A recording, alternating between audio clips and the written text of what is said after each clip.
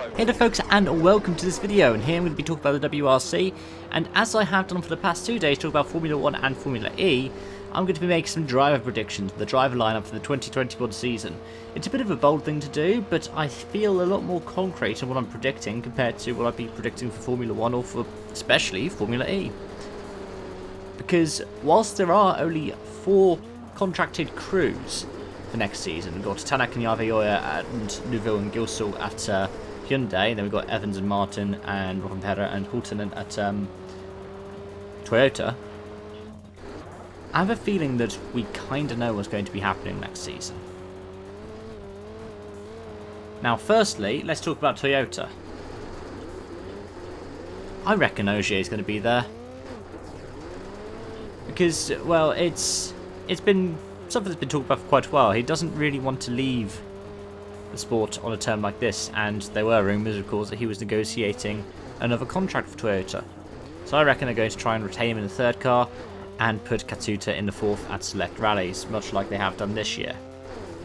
For Hyundai, well, that's going to be interesting. Firstly, here would be an interesting curveball. Even more interesting, what if Ogier went across to Hyundai and they had 3 drivers that were Tanak, Neuville and Ogier? That would just be fantastic. But that's not going to be the case. Hyundai are looking more kind of longer term. I don't see why they wouldn't retain Danny Sordo. I reckon they'll probably be there. And I reckon they're going to try and split the car again. That second car. And I reckon it's going to be Craig Bringen in the second one. He's done brilliantly, as has Sordo.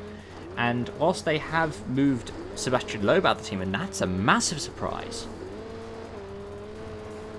At the same time, I reckon that they're going to be trying to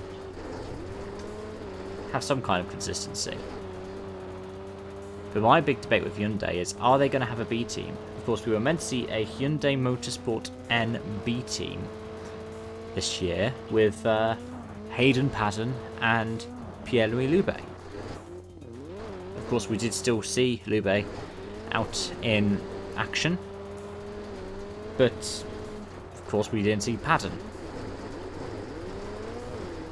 I reckon there will be a B team.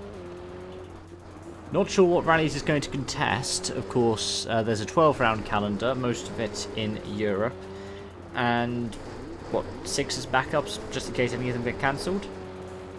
I reckon they'd probably be doing the mainland European rallies. I don't reckon they do the Monte or Sweden. They could potentially do Croatia. I reckon they do Portugal. That's typically a nice starting point for a lot of the season. I mean, it's where we saw, for example, Lappi's debut, I think. We saw one of his first rallies in Portugal in the Toyota. So I reckon that would be a likely place for him to be. Sardinia maybe. Don't think they put them in for the Safari. But then Estonia, Finland, GB and Spain, yeah. I don't think they're necessarily going to bring a B team to flyaways just because it's so much more expensive to get more cars out there. So yeah, I reckon there are going to be 5 Hyundais, 2 of them part-time cars, and a third of them with 2 part-time drivers. Now as for Ford, you'll notice if you go onto Wikipedia there isn't actually a listed entry for Ford, but I'm going to presume that they're going to be there. What will they do? Because the thing is, Esa-Pekka Lappi driving for them this season was agreed with Citroën. They essentially agreed that they were going to put Lappi into a drive and fund that drive when they decided to pull out at the end of last season. Because, you know, they were annoyed that they couldn't keep Ogier. So what do I think is going to happen? I reckon they'd keep Timo. I reckon they would. And I reckon they'd likely, with the kind of funding that he's bringing into the team, keep Gus as well. As for EP, I think it'd be foolish for them to drop him. But at the same time, it depends on the kind of negotiations. Because you've still got a couple of drivers who are on the outside of the WRC. Paddon, I named as one.